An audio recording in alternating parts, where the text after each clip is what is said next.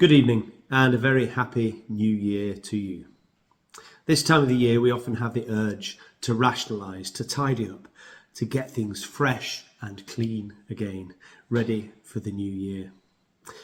Now, avid watchers of this particular channel may remember that we've had a long running saga of our kitchen. Well, it's finally nearly ready. It's fresh, it's clean, it's warm, and actually quite white, emphasised by the bright white of new LED lights above our heads.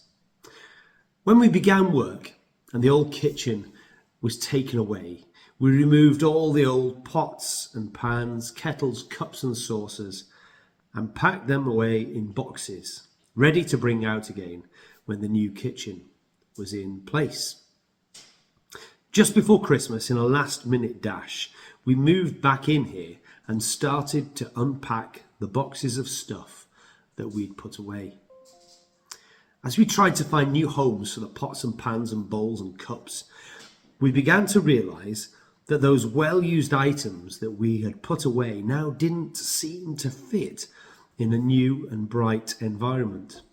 The plastic could have been cracked and yellowing. Cups that seemed okay before were now very obviously past their best in their tired and scratched appearance.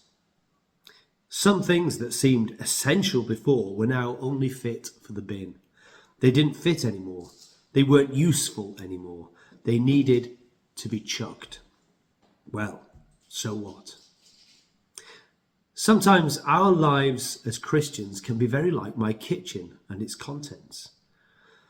We here only notice the state of our old stuff because we moved into a bright new space. I wonder to what degree we shuffle and shamble on as Christians, becoming more grubby in our walk, dirtied by our sin, without noticing the subtle negative changes in our relationship with God. We can allow sin to hang off us, hold us back, gently and subtly divert us onto a wrong path. Do we need a real scouring in our faith to remove all the bits that hang on and slow us down? I wonder, do we quietly accept our sin as simply a facet of our character, when really we should be scrubbing hard and getting into those dark corners of our lives to let the light of Jesus disinfect us? It's very easy to leave an inconspicuous sin lurking that really we should be attacking, that we should be mortifying, in the famous words of John Owen the Puritan.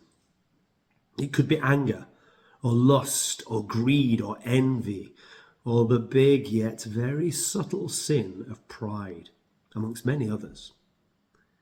Maybe we make the mistake of thinking that it's too late for us to be changed now.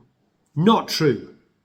Let's look at a passage from Colossians, which we looked at in church not very long ago.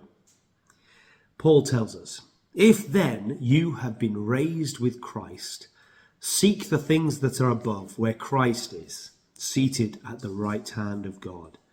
Set your minds on things that are above, not on things that are on earth. Put to death, therefore, what is earthly in you: sexual immorality, impurity, passion, evil desire, and covetousness, which is idolatry. On account of these, the wrath of God is coming. In these you too once walked, when you were living in them. But now you must put them all away: anger, wrath, malice, slander, and obscene talk from your mouth." So Paul's telling us that if we are Christians raised with Christ, we are to seek heavenly things and get rid of the sins of this earth. Notice that Paul says that we are to put to death what is earthly in us. Paul is asking us to be active in seeking and destroying the sins that are in us. He's not asking for a half measure. Put to death, kill, destroy. The sins that we harbour and find too taxing to seek and destroy are now totally inappropriate for us. Now we are children of God, raised with Christ. Paul says to us in 2 Corinthians, therefore, if anyone is in Christ, he is a new creation. The old has passed away. Behold, the new has come. You know, it's easy to forget our new identity in Christ, especially if we've been Christians for a good proportion of our lives. But we mustn't forget. By his wonderful grace, God is changing us daily to be more in the likeness of Jesus. We must allow him to reach into the darkest recesses of our lives with his light and his life. The sins that we still sometimes ignore or hold on to or won't let Jesus destroy by his light are an affront to God.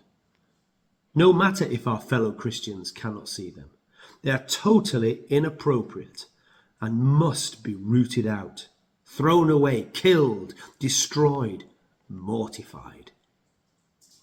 So this new year, will we have the guts and the God-given strength to face up to those besetting sins, to not leave them to fester as perhaps we have in so many years before, and to have the strength to kill them where they hinder us?